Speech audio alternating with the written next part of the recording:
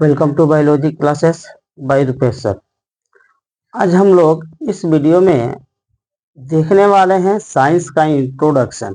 ठीक है, साइंस का ये जो इंट्रोडक्शन है ये शायद किसी ने आपको इस बेहतरीन तरीके से समझाया होगा। ठीक है, तो बिना लेट किए हम ये देखेंगे कि साइंस क्या होता है, इसका इंट्रोडक्शन क्या होता है, इसका हिस्ट्री वगैरह क्या होता है। इस साइंस के इंट्रोडक्शन को देखने के बाद आपको जरूर एहसास होगा कि इस चैनल को आपको सब्सक्राइब कर लेना चाहिए।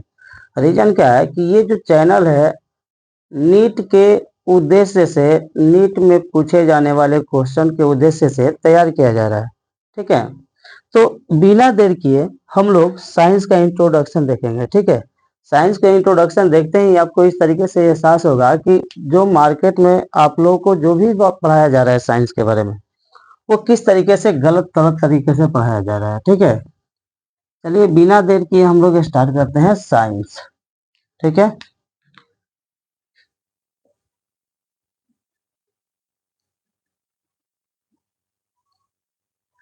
साइंस साइंस क्या होता है, ठीक है, इसके बारे में आपको क्या पता है।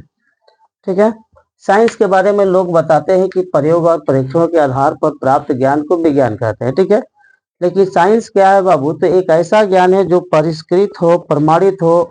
ठीक है, परिष्कृत भी हो, प्रमाणित भी हो, तो वैसे ज्ञान को हम लोग विज्ञान कहते हैं। ठीक है, विज्ञान के बारे में बताया जाता है कि विज्ञान की उत्पत्ति जो है यह ग्रीक भाषा के, ठीक है, विज्ञान की उत्पत्ति ग्रीक भाषा के सायरे शब्द से हुई है। ठीक है, विज्ञान की उत्पत्ति ग्रीक भाषा के सायरे शब्द से हुई है।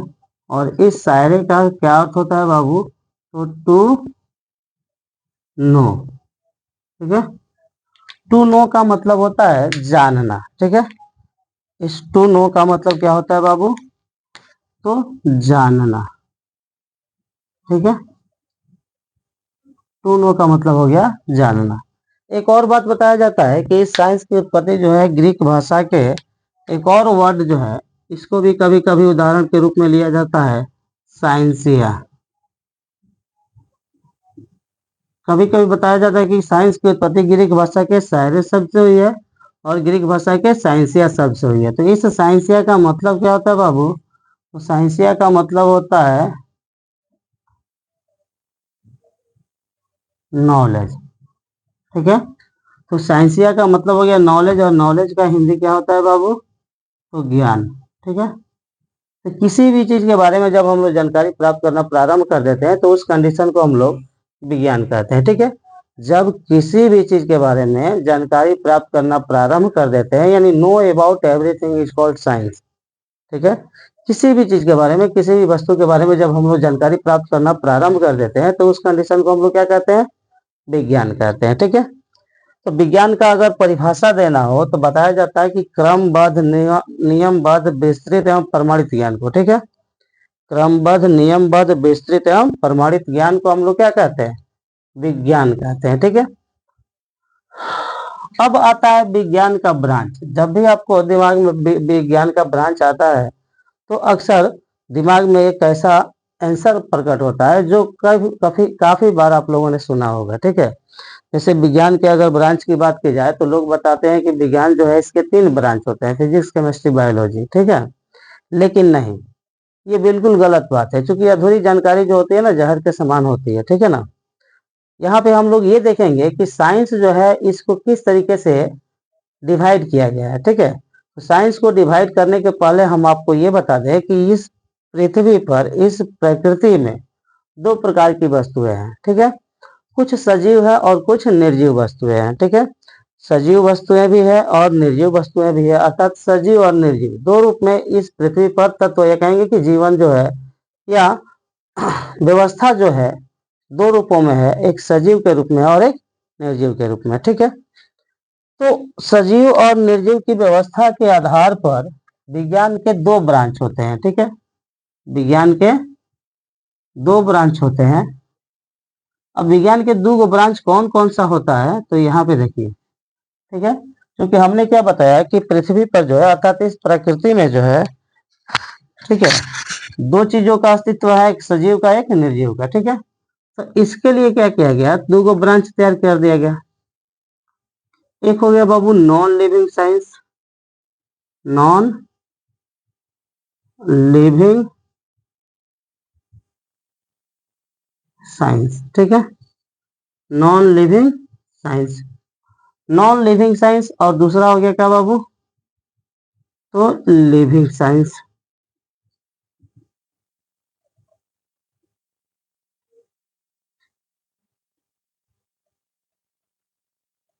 विज्ञान दो गो हो गया, एक हो गया नॉन लिविंग साइंस और एक हो गया लिविंग साइंस।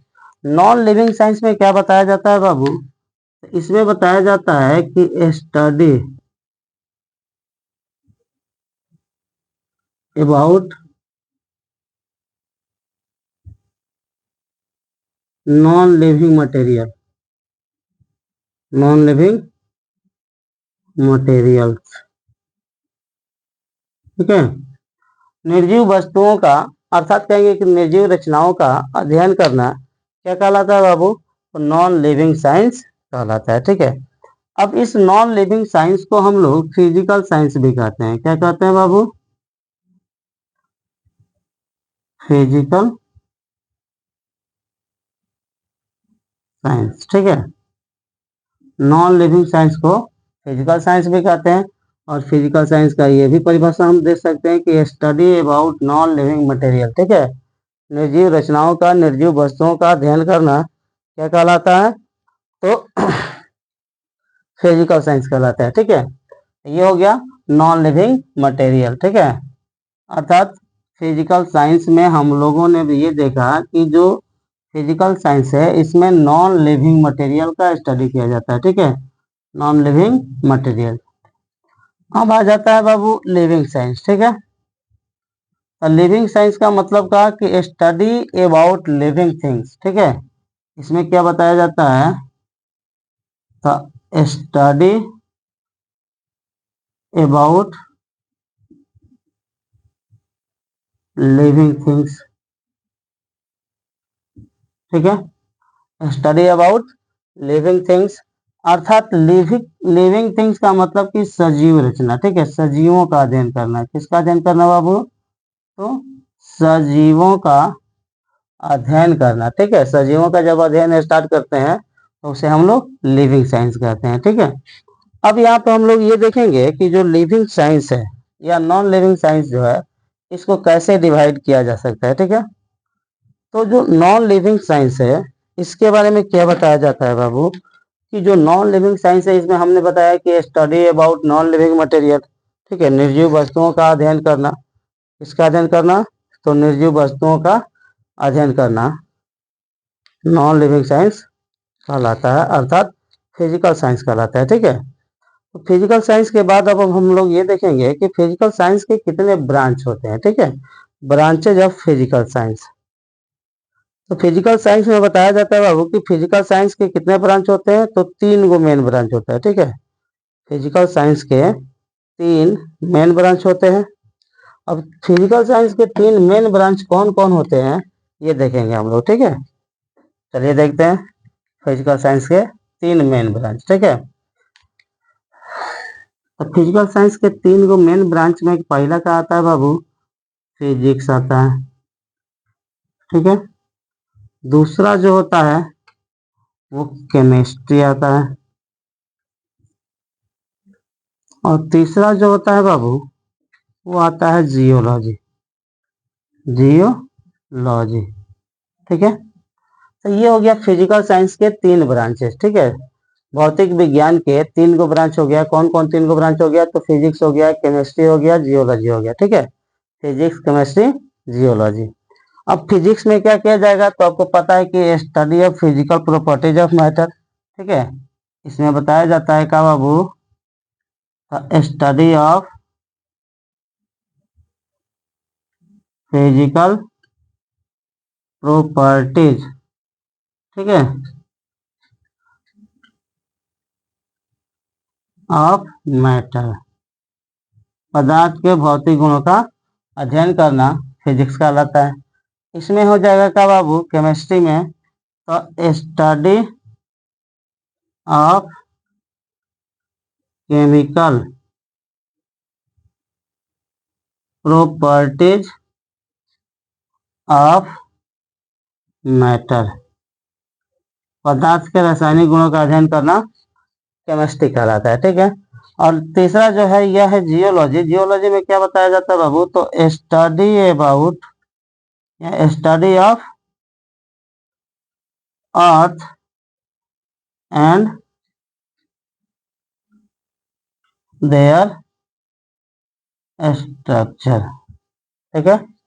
पृथ्वी और पृथ्वी की संरचना का अध्ययन करना क्या कहलाता है बाबू? तो जियोलॉजी कहलाता है। ठीक है, ये हो गया। अब हम लोग ये देखेंगे लिविंग साइंस क्या होता है। ठीक है, सजीव विज्ञान क्या होता है। तो अब हम लोग हेडिंग बना लेंगे सजीव विज्ञान। अगर इसको नोट करना चाहते हैं तो नोट कर ले। देखिए, पता चल रहा है ना कि साइंस का जो इंट्रोडक्शन आप लोगों को कई वर्षों से दिया जा रहा है, वह साइंस का इंट्रोडक्शन बिल्कुल गलत तरीके से दिया जा रहा है। ठीक है, तो इस क्लिप को या इस कंडीशन को देखते हुए आप वीडियो को या चैनल को सब्सक्राइब जरूर करें। ठीक है, ताकि महत्वपूर्ण टॉपिक जो है वह सही ढंग से सही तरीके से आपके पास पहुंचे, ताकि आपको तैयारी करने में, चाहे वो नीट की तैयारी कर रहे हो, चाहे किसी भी प्रकार के कंपटीशन के एग्जाम की तैयारी कर रहे हो, या क्लास 10th के विद्यार्थी हो, 9th के विद्यार्थी हो, या ग्रेजुएशन तक के विद्यार्थी हो, तो उन विद्यार्थियों के लिए यह काफी इंपॉर्टेंट है। ठीक है, क्योंकि अगर साइंस के विद्यार्थी हैं तो साइंस के बारे में कंप्लीट जानकारी उनके पास जरूर होनी चाहिए।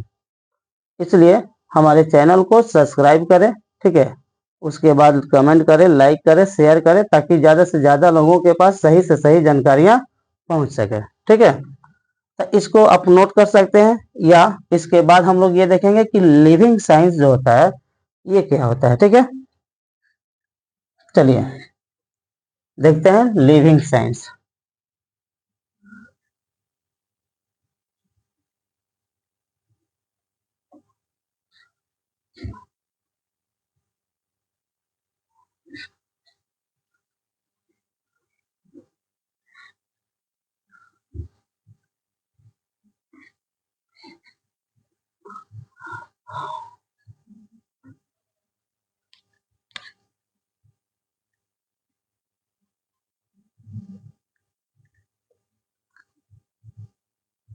Living science. ठीक है, अब लिविंग साइंस जो है ये क्या होता है। ठीक है, लिविंग साइंस किसको कहते हैं। ठीक है, तो ये अब इम्पोर्टेंट है, ध्यान से देखिएगा, क्योंकि अगर आप लाइफ साइंस के विद्यार्थी हैं, ठीक है, अगर आप लाइफ साइंस के विद्यार्थी हैं तो इस कंडीशन को, इस टेंडेंसी को देखिए ध्यान से कि लाइफ साइंस के बारे में या लिविंग साइंस के बारे में आपको किस तरीके से बताया जा रहा है। ठीक है, तो देखो बाबू, इसे हम बताए कि अभी एक नाम ले लिया हम कि इसे लाइफ साइंस के नाम से भी जानते हैं।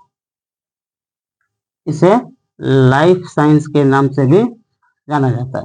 अब लाइफ साइंस क्या होता है बाबू? इसको हिंदी में हम लोग जीवन विज्ञान कहते हैं। क्या कहते हैं? जीवन विज्ञान। ये होता है जीवन विज्ञान। अब जीवन विज्ञान होता क्या है? ठीक है, तो बताया जाता है बाबू कि स्टडी अबाउट लिविंग थिंग्स। ठीक है, स्टडी अबाउट लिविंग थिंग्स मतलब कि सजीव रचनाओं का अध्ययन करना क्या कहलाता है? सजीव रचनाओं का अध्ययन करना जीवन विज्ञान कहलाता है। अब इस जीवन विज्ञान के बारे में बताया जाता है कि इस जीवन विज्ञान के बारे में सबसे पहले बताने वाले जो व्यक्ति थे बाबू, वो कौन थे? अरस्तु थे। ठीक है, इंग्लिश में इनको हम लोग एरिस्टोटल लिखते हैं। ठीक है, तो इन्होंने बताया कि इस प्रकृति में, ठीक है, जीव जो है या जीवन जो है दो रूपों में है। ठीक है, इस प्रकृति में जीवन कितने रूपों में है? दो रूपों में। किसने बताया? तो अरस्तु ने। ठीक है, अरस्तु ने यह बताया कि इस पृथ्वी पर जीवन दो रूप में है। एक जो है वह गतिहीन है, एक क्या है? गतिहीन। और दूसरा क्या है? गतिशील है।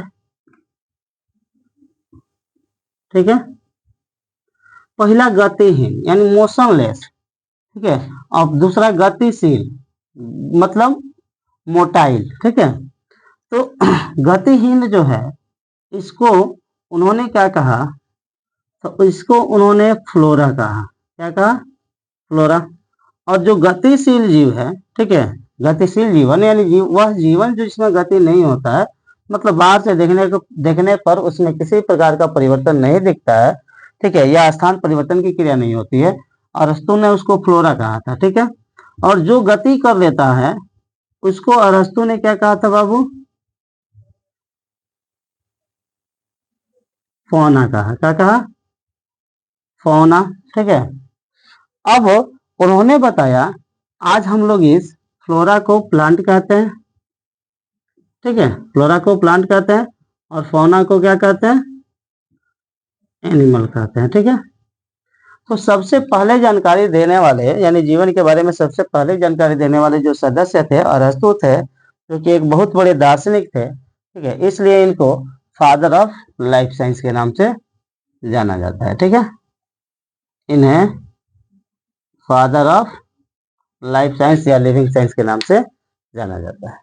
ये हो गया लिविंग साइंस या लाइफ साइंस के बारे में। अब बताया जा रहा है कि अरस्तु ने लाइफ साइंस वर्ड यूज किया था, ठीक है, जीवन विज्ञान, लेकिन 1802 ईस्वी में। कब बाबू?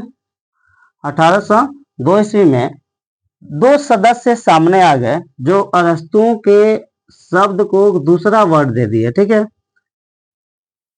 वे कौन से 1802 में आने वाले व्यक्ति? तो पहला थे का बाबू लमार्क, ठीक है, और इनके एक सहयोगी थे जिनका नाम था ट्रेविरेनस। लमार्क और ट्रेविरेनस, इन दोनों ने इस लाइफ साइंस के बदले एक वर्ड यूज किया था, ठीक है, याद रखिएगा। लाइफ साइंस अरस्तु के समय में था। अरस्तु के मृत्यु के कई वर्ष बाद जब लमार्क और ट्रेविरेनस सामने आए, लमार्क का नाम सुने होंगे आप लोग, जिनका पूरा नाम होता है जीन बैप्टिस्ट डी लमार्क। इन्होंने उपार्जित लक्षणों की वंशागति के सिद्धांत का वर्णन किया था, अर्थात इन्होंने बताया था कि उपार्जित लक्षणों की वंशागति एक पीढ़ी से दूसरी पीढ़ी में होती है, अर्थात माँ बाप में जो लक्षण उत्पन्न होते हैं उसकी वंशागति एक पीढ़ी से दूसरी पीढ़ी में होती है। ये किसने बताया था? लमार्क ने। तो लमार्क और ट्रेविरेनस ने 1802 ईस्वी में इस लाइफ साइंस के बदले एक वर्ड यूज किए थे, ठीक है। लमार्क ने लाइफ साइंस के बदले एक वर्ड यूज किया जिसका नाम क्या था बाबू? तो उसे हम लोग बायोलॉजी कहते हैं। क्या कहते हैं? बायोलॉजी, ठीक है। अब बायोलॉजी की उत्पत्ति जो है, देखा जाता है कि बायोलॉजी दो ग्रीक शब्दों से बना हुआ है। बायोलॉजी कितने शब्दों से? दो ग्रीक शब्दों से बना हुआ है। पहला है बायोस और दूसरा क्या है? लोगोस, ठीक है। अब मान के चलिए कि अरस्तु जो पहले लाइफ साइंस कहे थे, अब उसी लाइफ साइंस को लमार्क और ट्रेविरेनस ने 1802 ईस्वी में इस लाइफ साइंस को कौन वर्ड दे दिया? बायोलॉजी, ठीक है। अब ये जो बायोलॉजी है इसकी उत्पत्ति कैसे हुई है? तो दो ग्रीक शब्दों से हुई है, ठीक है, जिसमें पहला ग्रीक शब्द है बायोस और दूसरा है लोगोस। बायोस का इंग्लिश मीनिंग क्या हो गया बाबू? लाइफ, ठीक है, और लोगोस का इंग्लिश मीनिंग क्या हो गया? टू स्टडी, ठीक है। लाइफ का हिंदी जीवन और टू स्टडी का हिंदी अध्ययन करना, ठीक है। तो बात वही आ गई ना, अरस्तु के ही बात आ गया फिर। Life science, life to study, ये आ गया ना, साइंस या सारे शब्द से आया है स्टडी, टू स्टडी माने अध्ययन करना, ठीक है। तो कहेंगे कि इस लाइफ साइंस के बदले लमार्क और ट्रेविरेनस ने एक वर्ड यूज किया था जिस वर्ड को हम लोग बायोलॉजी कहते हैं, ठीक है, बायोलॉजी। अब ये जो बायोलॉजी है दो ग्रीक शब्द से मिलकर बन गया बायोस और लोगोस। बायोस का इंग्लिश मीनिंग हो गया लाइफ और लोगोस का इंग्लिश मीनिंग हो गया क्या बाबू? टू स्टडी, ठीक है। तो to study, life to study, ठीक है, ये दोनों वर्ड का अर्थ हो गया। तो आप इसको जीवन का अध्ययन करना जीव विज्ञान कहेंगे या लाइफ साइंस कहेंगे। ठीक है, जीवन विज्ञान आ गया यहाँ पे, जीवन विज्ञान या बायोलॉजी, या तो लाइफ साइंस कहिए नहीं तो बायोलॉजी कहिए। लेकिन याद रखिएगा कि फादर ऑफ बायोलॉजी अगर पूछ दे, फादर ऑफ बायोलॉजी तो अरस्तु, फादर ऑफ लाइफ साइंस तो अरस्तु, लेकिन सबसे पहले बायोलॉजी शब्द का उपयोग किसने किया? तो लमार्क और ट्रेविरेनस ने। कब किया? 1802 ईस्वी में किया। अब यहाँ पे इसको छोड़ते हुए हम लोग ये देखेंगे कि लाइफ साइंस के कितने ब्रांच होते हैं। ठीक है, how many branches of life science. ठीक है ना।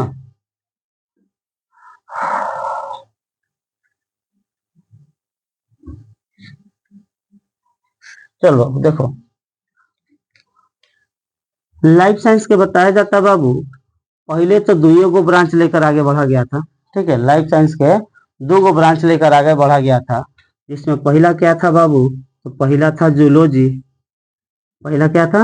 जूलॉजी, और दूसरा बोटनी।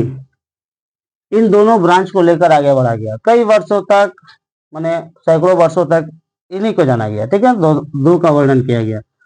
अब ये जो जूलॉजी है, इसे हम लोग हिंदी में जंतु विज्ञान कहते हैं। ठीक है, जंतु विज्ञान, और बोटनी को हिंदी में पादप विज्ञान कहते हैं। ठीक है, पादप विज्ञान। अब जब बाबू जंतु विज्ञान में क्या होता है, तो बताया जाता है कि इस जंतु विज्ञान की उत्पत्ति जो है ग्रीक भाषा के दो शब्दों से हुई है। ठीक है, जूलॉजी की उत्पत्ति ग्रीक भाषा के दो शब्दों से हुई है, जिसमें पहला शब्द है जून और दूसरा शब्द क्या है बाबू? लोगोस। ठीक है, जून और लोगोस। तो जून का इंग्लिश मीनिंग क्या हो गया रे बाबू? एनिमल। और लोगोस का इंग्लिश मीनिंग क्या होगा? To study. ठीक है, तो एनिमल का अध्ययन करना अर्थात जंतुओं का अध्ययन करना। तो यहाँ पे हम कॉमन करके लिख सकते हैं कि स्टडी ओनली अबाउट एनिमल्स,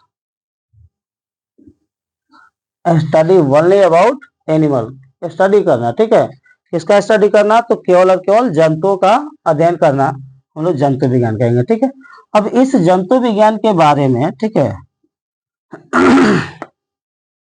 इस जंतु विज्ञान के बारे में सबसे पहले किसने बताया?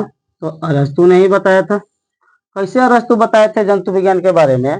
तो हम इसके पहले बताए थे कि अरस्तु को फादर ऑफ लाइफ साइंस कहा जाता है, तो जंतु का वर्णन किए थे। तो उन्होंने बताया था कि इस पृथ्वी पर जो एनिमल है, इस पृथ्वी पर जो एनिमल है, ठीक है, वे दो रूपों में पाए जाते हैं।